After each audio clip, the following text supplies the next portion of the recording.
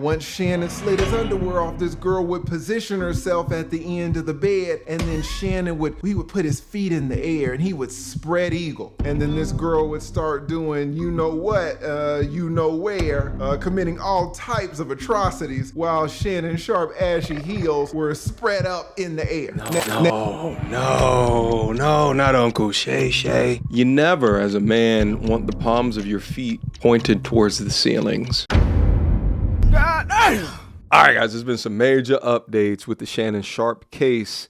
It's looking kind of crazy, and I wanted to get you guys caught up to exactly where we are at. And I was about to create the content, and then I noticed that my brother from another mother, personal friend of the channel, the lead attorney, has created some thoughts in regards to what is happening, what is going on.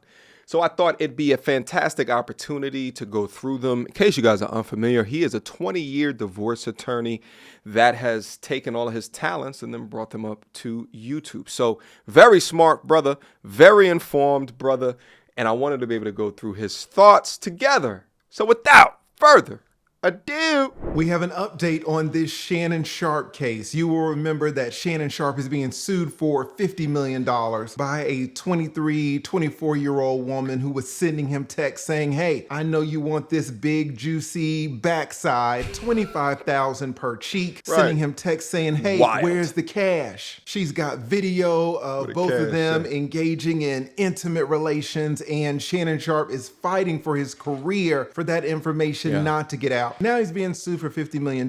They've gone to court for the first time. Let's see what happens. So the lawsuit that was filed on April 20th, 2025 by prominent Houston attorney Tony Busby on behalf of an anonymous woman in her 20s contains graphic allegations against the former NFL tight end turned media superstar Shannon Sharpe. And the complaint alleges that Sharpe engaged in what is essentially a pattern of sexual violence and psychological abuse during what began as a consensual relationship with the plaintiff, who, by the way, is apparently more than 30 years his junior. According to court documents, the plaintiff met Sharpe at a Los Angeles gym when she was just 19 years old, and the lawsuit claims that Sharpe, quote, incessantly pursued the young woman, demanding her phone number, eventually asking her to visit his home, and most disturbingly, possibly, is the filing alleges that Sharpe required this woman to sign an NDA, a non-disclosure agreement, before their first meetings. Let me stop it right here. This guy says that Shannon Sharpe apparently is being accused of physical violence. He is being accused of psychological abuse, but most disturbingly, he asked this girl to sign an NDA. Listen, shout out to Law and Crime. I don't know what they've got going on over there, but it is not disturbingly at all to ask someone to sign an NDA. I signed an NDA about 2 weeks ago. NDAs are important, and the more status you have, the more money you have, they are going to be offered up. For this reporter to say Shannon Sharpe is being accused of committing physical violence and psychological violence, but most disturbingly, he asked this girl to sign an NDA. It makes absolutely no sense. Completely agree with Lee's sentiments here, but if I was the reporter, perhaps he was framing it that way because that's the way that Tony Busby has framed it. Now, if you guys remember, I just did a reaction to a conversation between Tony Busby and DJ Vlad. They were on Pierce Morgan Uncensored. Now, Tony Busby was there because he's got several lawsuits coming at Diddy. He has a habit of going at these high-profile men when the women are alleging assault allegations. He also had another lawsuit on Jay-Z, and then when the judge saw the evidence, just threw the entire case out. So to think that Tony Busby is not framing it like this within the original court documents, it's not completely out the realm of possibility. Let's proceed. I'm not sure what background this interviewer has, whether he's an attorney or not, but he's absolutely wrong on this. NDAs are super common, and all these celebrities want you to sign one. Though this request is something she repeatedly refused. A lot of places you work want now, the you to sign one. relationship, according to her, allegedly turned abusive, verbally screaming at or berating her, violent sexual episodes, control. But the most graphic allegation describes Sharpe allegedly sexually assaulting and including ignoring her screams and refusing to wear a condom. Now, the lawsuit also claims that Sharpe secretly recorded their intimate encounters, shared the videos without her consent, but maybe... Let's stop it right here. Let's stop it right here. He's saying, hey, this girl's saying that Shannon Sharpe recorded the videos and shared them without her consent. I don't know what's going on with this reporter, but he seems to be a little one-sided. He doesn't mention how this girl and Shannon Sharpe were having sex basically in front of Shannon's friends. This girl's lawsuit states that she would have sex with Shannon while Shannon was FaceTiming with his childhood friend named Bucket. So guys, her and Shannon would basically be having sex on FaceTime with Bucket, showing Bucket what's going on. That seems pretty consensual to me. Now, is that freaky to have sex in front of Shannon Sharpe's friends? Listen, we are not gonna judge, but let's just say the whole truth. This girl is suing Shannon Sharpe, but having sex in front of Bucket. Right. Aspect of this are the alleged threats that were captured. If I ever get into trouble, come on, Lee. I'm gonna have to hire you, baby.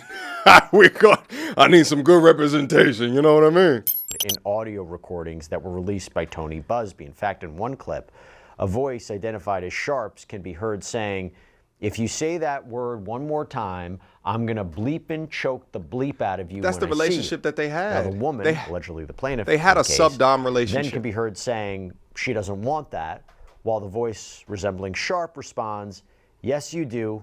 I don't think you have a choice in the matter." So it becomes a question. Shannon Sharpe did say that. He did say it. I absolutely believe that there was some choking going on in that bedroom between Shannon Sharpe and this girl. Yep. But I also believe it was consensual. Very in fact, in some of the text messages that the girl sent to Shannon Sharpe, she addresses this history that they have. Can we be honest for a second? I mean, we're all adults. Some people like this vanilla, plain Jane type of relationship. Other people like it a lot more spicy. Some people take it to extremes and they're over there cutting themselves and whatnot. As someone who's practiced over 20 years, I have heard it all. I am not gonna judge. I will say that I understand that if you take someone's actions that are consensual and strip the context away, it can look like something totally different. There was definitely a power dynamic between these two people. There was a huge age difference, and if I can say it, there was a race difference. Come on, you can't leave out the race difference as well, because when this goes mainstream, it looks even more crazier if it's tiny white girl and big older black man. But do I think that a man that's speaking that way towards a woman who also speaks to him saying $25K per cheek, do I think that they had a dom sub BDSM type of relationship? Absolutely. That would make logical sense. But do I think that Shannon Sharpe is a damn idiot for getting this far deep within a situation with a young woman who's on OF, selling her body to all of these different people, and then setting himself up for the jukes, BDSM in private, up until I want extra money up out of you. Now, $25K a cheek is now $50 million. Let's proceed. This girl and Shannon Sharpe, it's my belief, were absolutely engaging in race play. This girl was texting Shannon Sharpe saying, "Hey, I want your big black baby in me." Shannon's just like me. He's from down south. We both grew up in Georgia, and Shannon's almost 60 years old. Shannon was growing up in a time where there were outhouses. I don't think he had indoor plumbing until he was in high school. When you grow up in the deep south in those times, race is gonna be an issue in your life. Shannon Sharpe having these racial themes introduced into his sexual experiences doesn't surprise me at all, given when and where he grew up. We're talking about plantation after plantation after plantation of cotton, of peanuts, of tobacco. I know for a fact that Shannon Sharpe experienced a lot of things in his formative years, and he might be a little bit traumatized, and for some reason, he's introducing these themes into his sexual encounters. That's fine, not gonna judge him. If he chooses to have sex with a 23-year-old white girl that says, you know, black this and black that, that's his prerogative. But let's just lay out the full context of what's going on. Let me try to put Lee's words in a different context. Unc out here essentially just living out all of his fantasies, all right?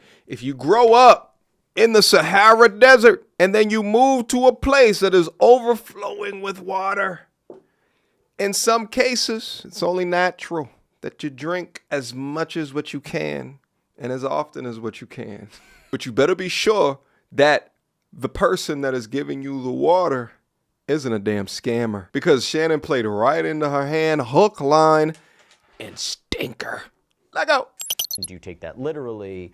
Or I think the other way of looking at it from the defense's point of view would be, this is role-playing of some 100%. Well, Sharpe has adamantly denied all the allegations through his attorney, or one of his attorneys, Lanny Davis, who called the lawsuit, quote, a classic definition of blackmail. And the former NFL star took to Instagram shortly after the lawsuit became public, posting a video where he called the allegations, quote, a shakedown, promised to fight back aggressively, quote, what they're getting as is he should. sued. Sharpe declared in the since-deleted post. And he even suggested that Busby planned to release edited portions of a sex tape and challenged him to release the full recording. This is a shakedown. That video should actually be 10 minutes or so. Hey, Tony, instead of releasing your edit, put the whole video out. I don't have it, or I would myself. You know what happened, and you're trying to manipulate the media. The encounter in question took place during the day at her invitation, and now that appears to be a deliberate setup. What they're getting is sued for defamation and trying to take me down. My career is all about real talk and honesty. I know my family and fans know exactly what this is about. Yo, imagine trying to say that, hey, listen, this was not consensual. Well, if it wasn't, then why do you have the video? Like, that doesn't make sense. Why do you have it, but he doesn't have it? I wonder if beyond a shadow of a doubt that this was consensual. The more and more that you pressure test this, place it under scrutiny, the less and less likely that you believe this case from the onset. And I'm going to be out there telling you whatever I need to say, just like I always do. I love all you guys. Thanks. So now let's talk a little law here. So typically, defendants in lawsuits, in federal lawsuits, are given 21 days to respond with an answer once they're provided the summons and complaint. An answer being where they go through the allegations in the complaint line by line, paragraph by paragraph, and they admit, deny, say they don't have enough information. It's a response. And, you know, what's interesting about this is, according to reporting from the New York Post, it doesn't seem that Sharpe has legally responded as of yet. Can't really confirm that, but that's what the reporting seems to suggest. And we'll talk more about that when we get into it. But first, I want to bring on a special guest to help me break down the latest, including what happened in this hearing. I am joined by sports attorney Dan Lust, professor, New York Law School. Good to see you, my friend. Thanks for taking the time. Always good to see you, Jesse. Happy to help. Thanks. So what are the typical timelines for a high-profile civil lawsuit like this to progress from filing to resolution? Am I right that it's 21 days to respond? I mean, is it typical? How does it work for people who don't know how civil lawsuits typically work? Yeah, I mean, this is like law school basics, right? We're talking about how a lawsuit started, right? There's the filing of the complaint. There's the service of the complaint. So, you know, certainly depends on what court you're in, what state you're in, but generally, right, once you are served with the complaint, sometimes you have 21 days, sometimes you add some more time if it's personal service versus a mailing, right? But either way, once a commencement papers are started, you have a set amount of days to respond to that. Otherwise, you risk being held in default, either by plaintiff's counsel's motion or sometimes, right, particularly in federal court, something like sua sponte, right? And that's a fun Latin term where the judge themselves decides to hold you in default. So it is somewhat odd, and I know, Jesse, there's probably more questions than answers. We get to this hearing, and we have no response from defendant. Let me stop it right here. This attorney says it's somewhat odd that Shannon Sharpe has not filed an answer. Guys, I don't know what's going on here. It's not somewhat odd. It is extremely odd. This lady is suing Shannon Sharpe for $50 million. Not filing an answer in this case is not an option. There have been times when I filed a lawsuit against somebody and they just don't respond. Typically, I will say, it's usually a man. They'll take the lawsuit and they'll crumple it up and put it in the glove compartment of their trunk, or they'll put it in a drawer in their kitchen and they'll forget about it. 45 days later, 60 days later, they've lost the case. If you do not answer a lawsuit, you will probably lose automatically. Now, if Visa sues you for $7,500 or MasterCard sues you for $3,000 and you don't show up, fine. $3,000, you can live with that. Imagine being sued for $50 million and you don't respond to the complaint. This attorney saying, oh, well, it's a little weird that there's been no response. No, it's not a little weird. It is inconceivable. And it only leads to one conclusion, that there is some behind the scenes negotiation going on. You'll remember that Shannon Sharpe attorney let the cat out of the bag saying, hey, we didn't even know they were going to file this complaint because we had offered $10 million to the girl to shut her up. And then Shannon Sharpe said that was at least. So they offered at least $10 million, probably more. Now, a lot of people think, oh, well, Shannon Sharpe offered this girl $10 million, $15 million. That must mean he's guilty, right? Wrong. Guys, listen, if y'all are watching this channel, I want you to be legally sophisticated. There are so many things that this girl knows that Shannon Sharpe does not want the public to know, even if he has done nothing wrong. Shannon Sharpe had a job at ESPN that's basically been put on ice for a while. Shannon Sharpe had sponsors that have kind of pulled back since this lawsuit has come to light. Shannon would love to pay $10 or $15 million and then collect $30 million, $50 million from his sponsors and ESPN and others. Just because Shannon offered this girl millions of dollars does not mean he did anything wrong. It just means that there are things that he doesn't want you to know about. Right. For example, text messages back and forth have shown that Shannon Sharpe would like to go in the bedroom with this girl and he would lie down on the bed. Shannon would lie down on his back and he would slide his underwear off. Now, once Shannon slid his underwear off, this girl would position herself at the end of the bed, and then Shannon would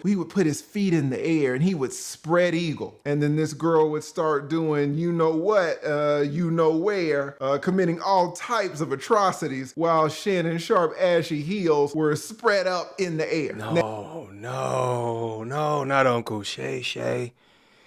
You never, as a man, want the palms of your feet pointed towards the ceilings. This would perfectly explain why Shannon had this lovely young lady sign an NDA, because in his mind, he can get as nasty, freaky deaky as what he possibly can, and she can't say anything. But what a lot of these folks don't realize is that the NDA goes up in smoke when there's been an alleged commission of a crime. She doesn't have to stick by any NDA that she signed on the dotted line previously. That's why Shannon is saying that this is a shakedown. It was a setup. Greed takes over these gold digging slores, and then they want you to settle out of court for $10 million plus. But for all of the G's that are watching this content, if they're able to do this to Uncle Shay, with all of the money, the power, the respect, the accolades, what is it that a young harlot can do to you? Stay sharp, gentlemen, and never dip your baby leg in crazy. Let's go. Now, Shannon doesn't want you to know about that. Shannon doesn't want ESPN to know about that. Shannon Sharpe doesn't want Spotify to know about that. So he says, yeah, I'll pay $10 million. I'll pay $15 million to keep that on the low. It doesn't mean that he abused this girl. I mean, those atrocities, that is a little bit of abuse, but you know what I'm saying. Somebody write in the comments, free Shannon Sharpe. Have a no-show from plaintiff. So it's not really your typical setting how we're starting this debate and this case, a very high-profile case. But I wouldn't say this is following the normal playbook. Yeah, I'll get into the hearing and what happened or didn't happen in a second, because I think it's interesting that apparently a lawyer didn't show up and why that might have happened. But going back to this. So if you missed it, Shannon Sharpe's lawyer showed up, but the girls' lawyers did not. So let's get this straight. The girls suing Shannon Sharpe for $50 million. Shannon Sharpe doesn't respond to the complaint, but his lawyers show up. The girl's attorney does not show up. No one shows up for the girl's side. In a case worth $50 million, this is unheard of. This absolutely is a sign that these parties are negotiating behind the scenes. They are not taking this case seriously. It absolutely looks like they're going to reach an agreement at some point. They are never going to go to trial not acting like this. If it's real, if the reporting's true, and this was filed in April, I mean, we're already in July. We would say 21 days, 30 days. I didn't see anything. Yeah, I didn't see anything about him getting some sort of extension. He might have, but what would be the reason to not prepare an answer? And would there be a situation where the court says, we're going to allow the case to go forward? You know, you're not in default. Just file an answer as soon as you can. I mean, it just seems strange that based on the reporting, I think it was from the New York Post a few days ago, that they said there was no legal response yet. Can you give any insight into that? Yeah, I mean, this is, I tell my clients, right, like the wheels of justice turn very slowly, and sometimes you don't really have an answer, right? And sometimes just, hey, what is stopping these attorneys from just kind of pushing the case out indefinitely? So behind the scenes, judges are graded on their own rubrics about how quickly they're adjudicating cases. So no judge is in the business of just allowing a case to be, we'll say, extended indefinitely. And judges, part of their job, in addition to getting a decision on the merits or pushing the parties toward a settlement, is to push the parties in some direction and not just kind of lay out there. And Jesse, just, I guess, like strategically, when Lanny Davis came onto the case, he came in very aggressively. And I know we spent a lot of time in our last conversation talking about making public of certain settlement negotiations. But Lanny Davis also said that Sharpe was going to go on the aggressive with his own defamation case. So, I just from the initial posturing of the case, Sharpe is not taking an aggressive standpoint. Quite the contrary. He's just kind of playing wait and see, I guess, for lack of a better term. So, if people have questions as to why Sharpe and his legal team, and I think there's some new lawyers involved now, it's certainly a changing of the strategy, which on day one was let's go 100 miles per hour, let's go on the offensive. And now you don't really file an answer. Yeah, this guy is totally wrong. He's saying that the attorney came in guns blazing aggressively and taking the bull by the horns. Obviously, that's not what the attorney did. It came out that the attorney and Shannon Sharpe were negotiating this behind the scenes for months. They didn't file anything preemptively to get ahead of this. They didn't file any defamation action. They didn't file any injunction. They didn't file anything. They still haven't filed an answer. Shannon Sharpe and his legal team did absolutely nothing in public before this girl filed her $50 million lawsuit. So this guy here saying, hey, when the attorney came on, they came in guns blazing, that's just absolutely not true. They were negotiating behind the scenes for months, quietly, passively, not trying to alert the public of anything. Now, I don't want to be too hard on this attorney. He absolutely could not know very much about this case. When these shows call you, like Law and Crime or Court TV, they say, hey, we're just going to talk to you 5-10 minutes about this case. So you say, that's fine. And you don't really take the time to research it. So he's doing this as a favor to Law and Crime. We're not going to hold his feet to the fire. Let's go. Maybe by guns blazing, he meant that they came out initially and had like a social media response. I would hope that Shannon did that response when he said that it was a shakedown with a lawyer's advice. Maybe that's what he meant by coming out guns blazing. But I ultimately agree with Lead here in saying that they're still negotiating on the back end without a response from Shannon's side, with the plaintiff's lawyer not coming to the first court date. It does look like this will never go to trial, and it's about money at the end of the day. This is not like a woman scorned and then wants him locked up. This is a shakedown where money is to be extracted or exchanged. But the part that we all need to take out of all of this, shout out to Lead again. I'll leave a link to his video down in the description box down below. But the part we need to take out of all of this, right? High value or not, average value, mediocre value, whatever. You're always, as a man, one bad decision away from ruining your reputation, your money, your peace. And I don't care how fine that she is. I don't care how them things be sitting up in that dress, right? or even how much that she's throwing herself up at you. All right.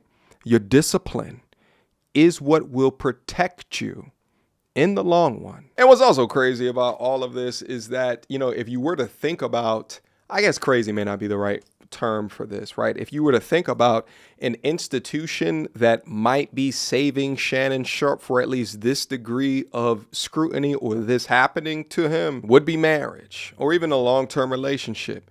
Men being in consistent long-term, right? Like it reduces the risk of getting taken advantage of by these damn S workers or these OF Super Saiyans. So guys, take that into consideration. At the end of the day, you can't avoid 100% of everything that may happen to you within the future. But at the same time, what are you doing in order to reduce your risk? Being worth tens of millions of dollars and engaging in freaky ass activity, freaky ass unk activity like Uncle Shay Shay was with a girl like that is beyond risky. And I don't know why nobody in his team was talking to him. But anyway, shout out again to the Lead. I appreciate you, my brother. All right, guys, link to his channel down in the description box down below. Make sure you guys go over, show the lead attorney some respect. And I think that's all my comments for today. Thanks, guys. I'll see you soon.